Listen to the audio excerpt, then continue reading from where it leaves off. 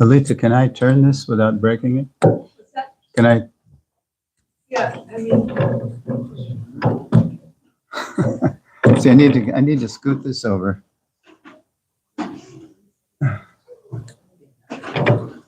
Yeah, just put this back here.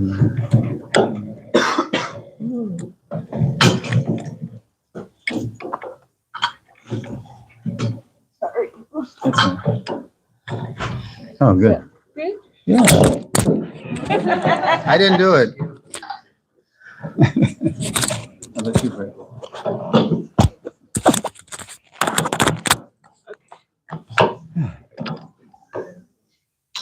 Well, Hare Krishna, everybody. I feel young again. Thank you.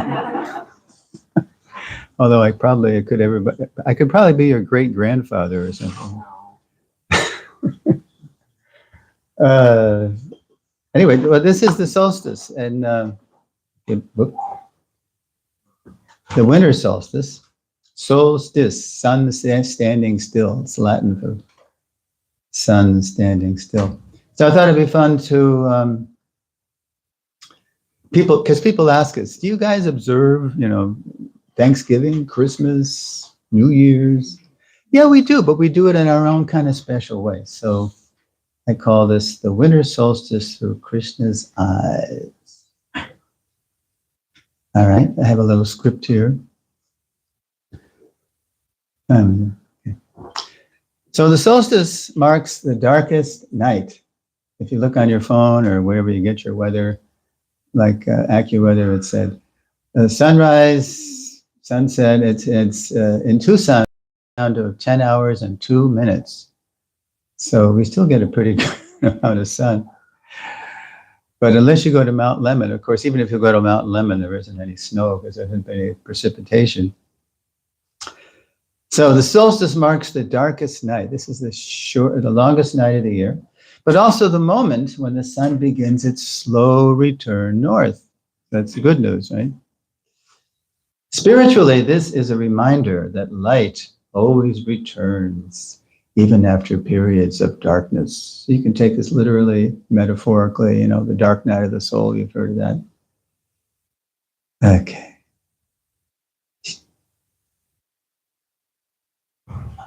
Hey, it worked. Yeah. Inner reflection and stillness. So many traditions, and many religious traditions, native traditions, all kinds of traditions view the solstice, this shortest day of the year, as a time to pause, rest, and look inward. Now you have to imagine that you're maybe in a more northern clime because, curling up by the fire with snow outside, it just doesn't happen in Tucson. But in places where they notice the seasons more distinctly, you can imagine you're there. The stillness of nature invites meditation, journaling, if you're so inclined, reading and writing, and contemplation of lessons learned over the past year. So it's like we're approaching New Year's. And so what happened? What did I do? What didn't I not do?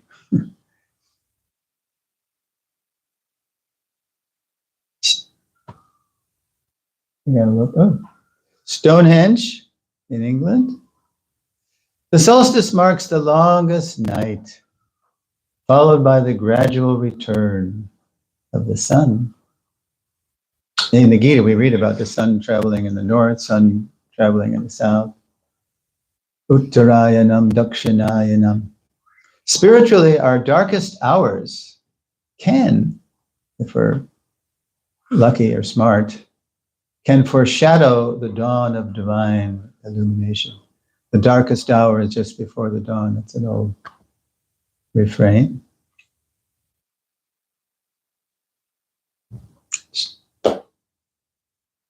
Spiritual light reveals spiritual form. Illuminations within the Bhagavad Gita had a profound influence on British mystic poets like William Blake. Who's heard of William Blake? Hey. Yeah, he's a famous poet. And mysticism had kind of been, on the decline in Christianity, because Blake lived, during the so-called Age of Enlightenment, when man became the measure of all things, throwing off the shackles of superstitions and the age of reason, So mysticism was taking a hit because there's a lot of things, most things actually, we only can perceive and explain things with our intellect. A very small spectrum of what we experience can we explain. Okay, illuminations within the Bhagavad Gita had a profound influence on British mystic poets like William Blake, whose final stanza of auguries of innocence, I asked AI. Okay, Copilot. Okay, Copilot. What's the last line of auguries of innocence? And it took so long for this guy, Copilot, to get me the right line. Oh, you mean. Well, you're not a person. How would you know, right? But in the last stanza, it's really cool. I love this line. Envisions the form of God's light. Yeah, there it is.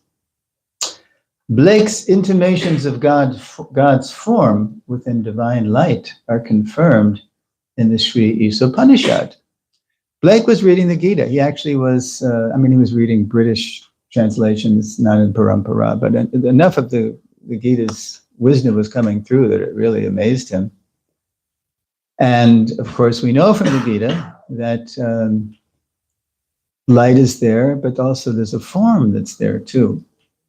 And in Isopanishad, who knows the shloka where within the light there's a form and the devotee's playing, please remove that dazzling effulgence. There's a hint. Anybody know? Huh? No, come on. Hiranmayena patrena de Hiranmaya patra, that dazzling effulgence. Satyasya pihitam bhukam, your face.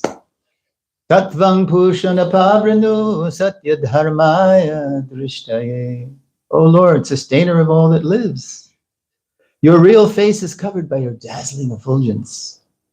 That's the closest I can get on Google Images for that. The dazzling effulgence. Kindly remove that covering and exhibit yourself to your pure devotee. Yeah, there is a divine light, but within the divine light, there's a person. The light is only one aspect of the truth. Okay, so, like the seasons, life is cyclical. Just as the solstice marks the turning of the seasons, the Gita reminds us that endings are gateways to new beginnings. Who can think of, there's many verses in the Gita where something is ending but then there's a continuation. Any verses? Second chapter. It's on the board. Oh, it's there? I'm sorry. No. I'm gonna watch these old guys. I forgot what I did. Ooh, there it is. All right. Do you know who knows? You know the Sanskrit?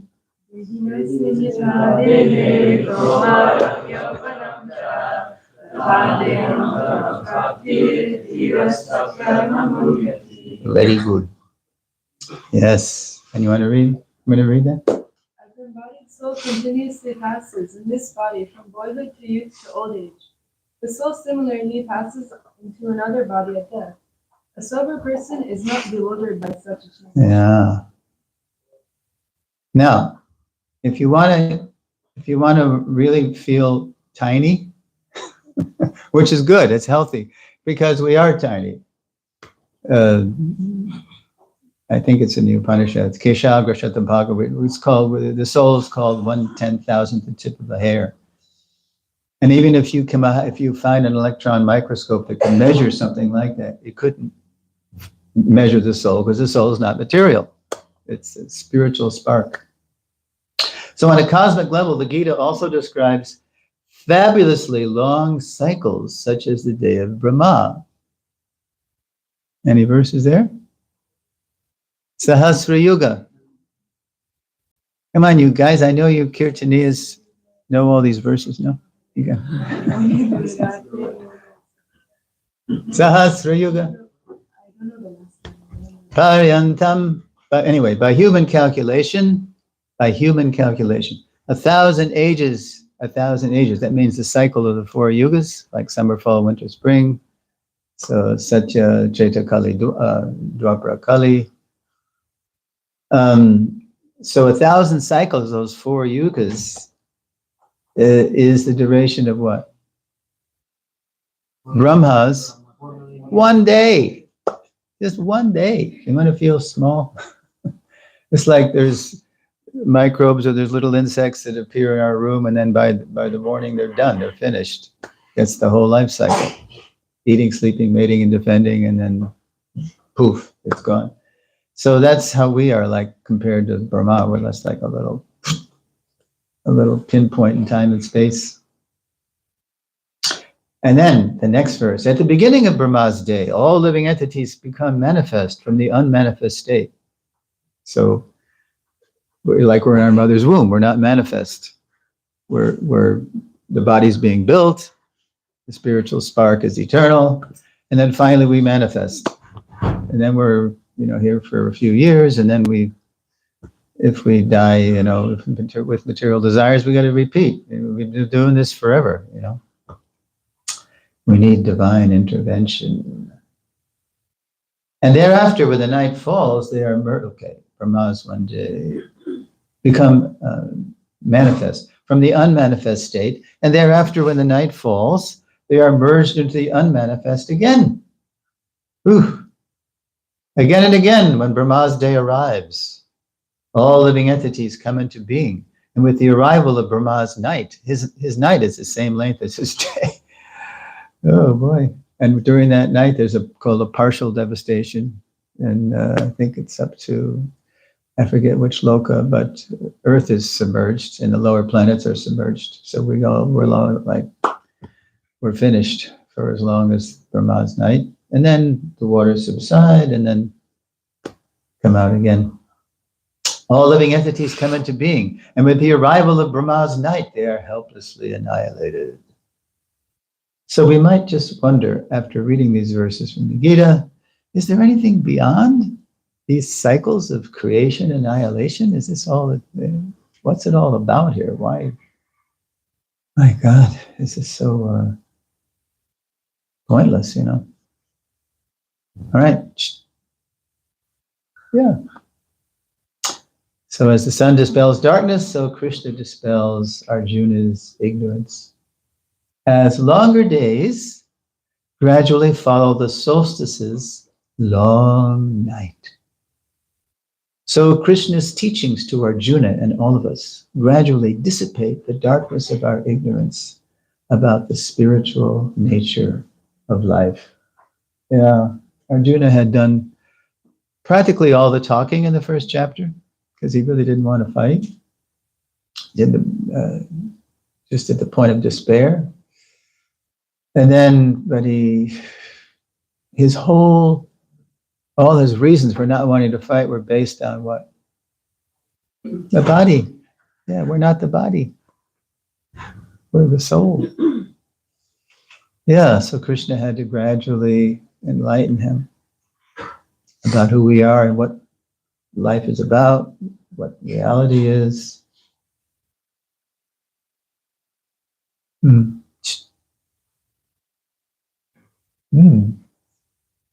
Passing in light, passing in darkness, passing in devotion. In Bhagavad Gita chapter 8, attaining the supreme. Verses 26, 27, Lord Krishna says, there are two ways of passing from this world, one in light and one in darkness. When one passes in light, he does not come back, but when one passes in darkness, he returns. And then in 26, 27, he says this, Krishna says, although the devotees know these two paths, because these are all mechanical things, people, they're very, very like mystic yogis or people who are really into astrology. They want to find some auspicious time to leave, but it's all mechanical. And or even in Krishna book or in the 10th canto, if you've read the whole thing, the pastime of King Nriga, who had to become a lizard because he gave away the same cow in charity to two Brahmins. And King Nriga, he didn't want to be cursed by the Brahmins, so he said, "Look, just I'll give you the one that is complaining. I'll give you the same number of cows." They said, "No." So King Nriga was an example of somebody who was a perfect karmakandi. He was dotting all his I's, crossing all his T's, as we say. He was doing everything paka. But material world is designed for us to mess up. It's meant to frustrate us. So we finally ask, why? Why me? And that's Kayami. Who am I? What's going on? Right? So it doesn't work trying to mechanically, beat the house, beat the odds. The house always wins. The house is the prison house of Maya. Yeah.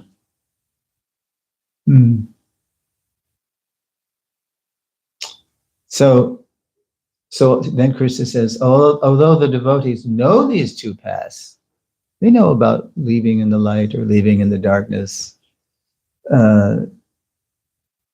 They're never bewildered. They'll be always fixed in devotion, because that's really is our ticket to ride out of the universe. Mechanically, we can't get out of the universe. It's not possible. It's like a perfect prison. And until our whole subtle body is dissolved of material desires, can we, with the soul is even finer than all those elements. And that's all based on devotion. In other words, we can view the solstice as a cosmic metaphor for the Gita's teaching that beyond the cycles of creation and annihilation, of darkness and light, there is pure, transcendent love for Krishna. That's what's beyond.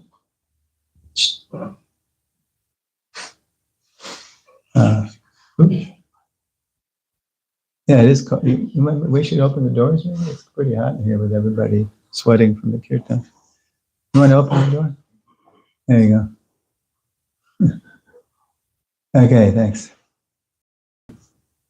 Yes, the winter solstice as Krishna's gift. To sum up, the winter solstice is not merely an astronomical event, it's Lord Krishna's gift, an opportunity to reflect on how to keep moving from darkness to light, from impulse to balance, from reaction.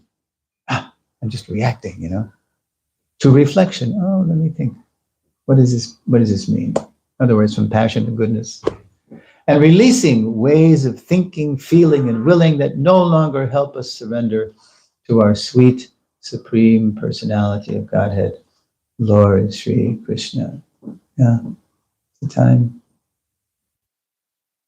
for reflection. All right, and here's the last one before we take questions. Did any of our guests, did you fellas go to the Saguaro? Did you go? We went to Sabina. So you went to Sabina.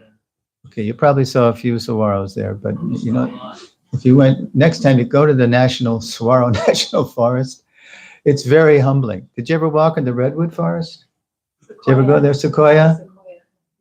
That is a very humbling experience because you realize, you recognize that you're walking among giants, ancient giants. This is their turf, and you're like this little tiny guy looking, whoa, and they've been around, since Krishna's time or older, some of them.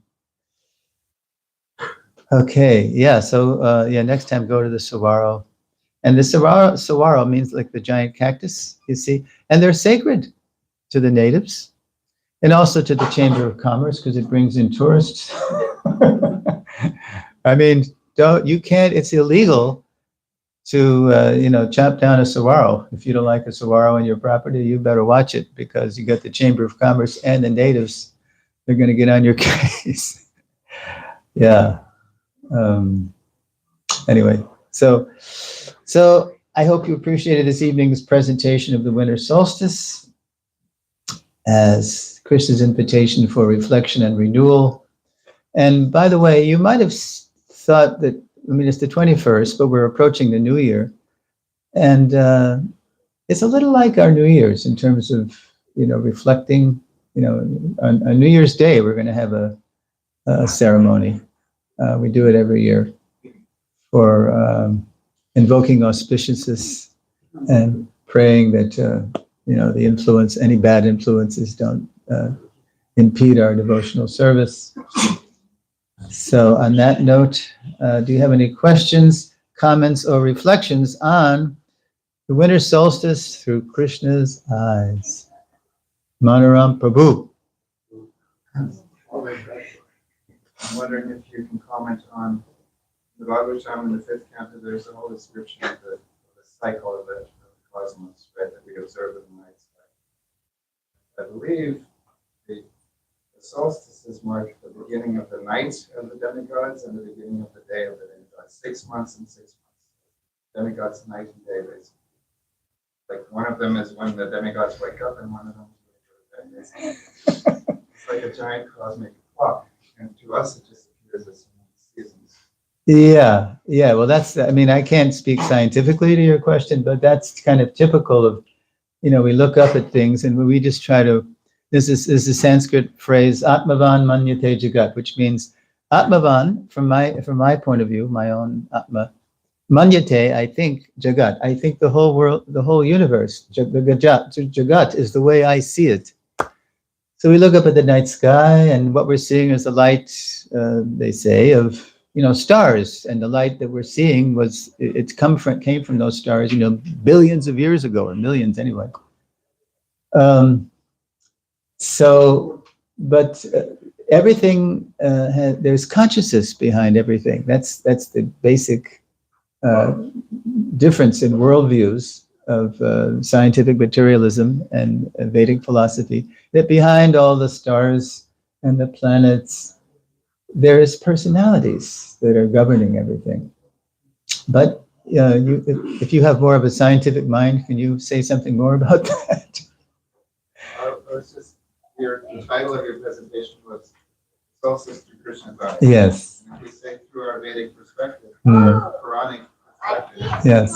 solstices are also described in the Bhagavatam at the beginning of the morning of those, the day and night of the God. Well, that we read. I haven't studied because I have very little scientific aptitude, but we read that 6 months of the demigods is equal. What is it? Or 6 months of our time is equal to one of their days, right? Day and night. Yeah, day and night. 24-hour period is a whole year. Like one day and night of the demigods is one whole year for us. The 6 months when the sun falls in the northern hemisphere, their day. Yeah. When it falls in the southern hemisphere, 6 months is the night. Yeah. Literally, the solstice is marked. It's like for us, it would be 6 a.m. and 6 p.m. For the demigods, that's what the solstice is. Anyway, as I say, my scientific acumen is not so great, but I'm very humbled by all these cosmic calculations. Okay, And we'll have an opportunity after the kirtan. If we open both doors, maybe we'll get enough air in here. If you want to read the source book of all calculations and appreciations from Lord Sri Krishna, that's the Bhagavad Gita. So you'll have an opportunity to take home a free Gita if you don't have one. Thank you very much. Srila Prabhupada ki jai.